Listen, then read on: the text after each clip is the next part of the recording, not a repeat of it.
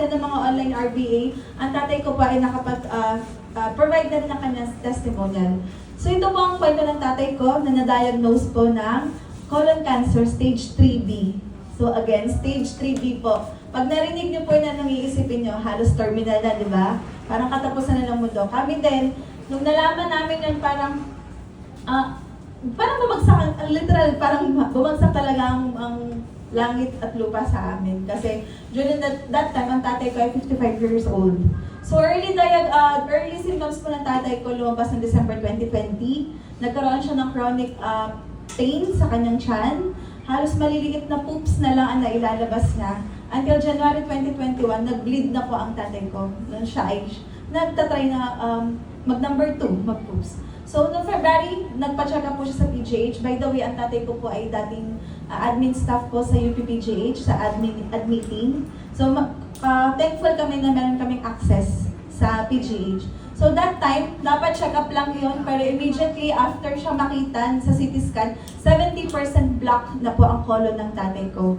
Kaya hindi na po pinauwi ang tatay ko, in-schedule po siya ng operasyon agad. So, after a day or two ng operation, siyempre biopsy po ang kasunod nun. So, formally siya na-diagnose noong March. Ayun na nga, lumabas na po yung kinatatakutan namin na balita na talagang positive ang tatay ko for colon cancer. And during that time, buti may access din po kami sa libreng chemo sa PGH. So, syempre, ang mahal-mahal po ng chemotherapy. And ang tatay ko po ay ni-require na magkaroon ng 8 sessions ng chemotherapy. So, God is good kasi maganda naman po ang naging effect sa kanya ng chemotherapy. Pero syempre, ang cancer po hindi tayo makakonsidered as healed until 5 years na clear ka sa ating sakit na yun. So, last October 2021, nag-present po sa akin si Abet and si Ana, aking classmates from Kinder in La Consolacion. During that time, pangit ang image sa akin ng multi-level marketing and networking. Kasi may bad experience ng tita ko personally. Pero dahil ako in-invite ng mga close friends ko talaga, syempre hindi ko mahindian. And hindi pa man nagsisimula yung presentation that time, iniisip ko na ano kayong maidahilan dito para hindi ako mapasok sa eye for na to. Yun yung nasa mindset ko ha. Pero during that time na present sa akin, hindi ko alam na si Ana mismo ay napagaling ng Power Trio from her rheumatic heart disease. Tapos syempre yung mga present ni Absam nakakagaling sa cancer. Kumbaga, bingo! Kailangan ng tatay ko. As maya-maya, present pa nila yung mga breakthroughs ng families nila sa I4 nakabili ng sakyan, nagkaroon magagandang bahay. So parang nakakabudol, di ba? Mga uplines and mga hindi pa members. Kaya during that time, sabi ko, sige, pag-iisipan ko muna, sabi ko, sasawa ko, gano'n. Dami ko pa sinasabi. Pero on the same day, na-presenta lang ako ni Ana and Abet, nag-pay-in ako ng family, during that time ang tawag ay family package ba yun? Dahil doon ako naggandahan sa produkto at sa structure ng business. And then, syempre, in-introduce ko yun sa tatay ko na during that time, syempre, pag matatanda, hindi mo siya agad mapapainom ng mga ganun gamot, di ba? Until November 2021, sumakit na naman yung tiyan niya. So, akala niya, bumalik na naman yung sakit niya. So, ako, sabi ko, Papa, may cancer ka kasi, kaya kailangan mag-megadose ka. So, yung megadose na tinutukoy natin dito, yung maraming Fern-D. Ang tatay ko during that time, pinainom ko ng 5 Fern-D sa umaga, 5 Fern-D sa gabi, isang Fern-Active sa umaga, isang Fern-Active sa gabi, isang Milka sa umaga, isang Milka sa gabi. So, would you believe, after 3 days, nawala yung stomach pain ng tatay ko. And since then, naging believer na siya ng iFern. So, from then, lagi na siya nagme-megadose. Ang tatay ko na laging malungkot, na feeling may sakit. Actually, nag-resign ng tatay ko Kasi feeling niya hindi siya magtatagal sa mundo. Ganun ka-morbid ang iniisip niya doon. Kaya anong gagawin niya ngayon? Wala siyang work. Kaya ang tatay ko po ngayon currently ang bodyguard, driver, at super lolo ng aking mga anak.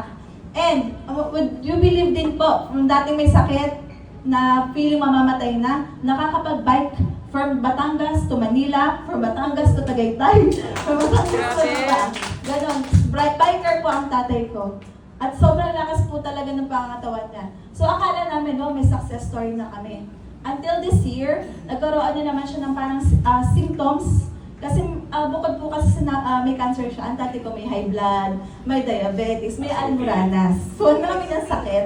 So, nung time na yun, ano na naman siya, parang naka-experience siya ng bleeding sa pag-poops niya. So hindi nga, syempre, bilang may history na cancer, natakot na naman siya na baka bumalik yung sakit ko. So hindi na during that time, syempre natatakot din ako, parang ninervisan ako, gumagana pa kaya talaga yung Power Trio.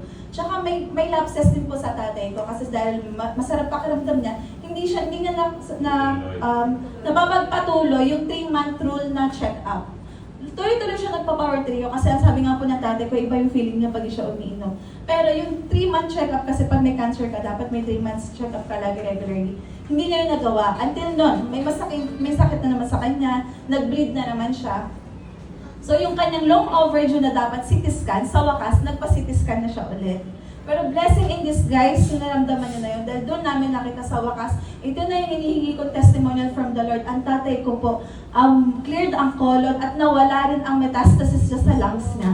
Now, which is yung kinakatakutan ng dati ng doktor, baka kumalat yung metastasis. Kasi yung metastasis, yung parang latak yun ng cancer eh. Na yun ang kumakalat sa ibang organs nyo. Ang sa tatay ko po nun, meron sa lungs na maliliit. And after that CT scan, wala na pong bukol ang tatay ko sa lungs niya at wala na rin siyang bakas ng colon cancer sa colon niya. Kaya kinikilabutan ako, naiiyak pa lang ako ngayon. Kaya sinare ko agad yung kila Aproan, kila Alapay na kasi sabi ko siya, kasi ito yung mga nakikinig ko lang sa season na pinagaling ako ng iFern, ganun. So personal testimony na po ito ng family namin. Ang chat pa po ng tatay ko, ate, tapos puro emoji ng iyak. Pinost ko na sa Facebook, search na po Armando Mariano na ang sabi niya, ako naman, ano yung papa, ano, kasi natataranta ako kasi emoji niya iyak-iyak eh. Sabi niya, ang galing talaga ng iFern, wala na akong bukol sa lungs ko, clear ang colon ko, talaga salamat sa Diyos, magaling na ako. Kaya parang ito, dahil sa Power Trio, talagang kami ng family ko, may personal testimonial kung gaano kagaling po ang ating mga supplements na ito. Take note, supplements lang po ito.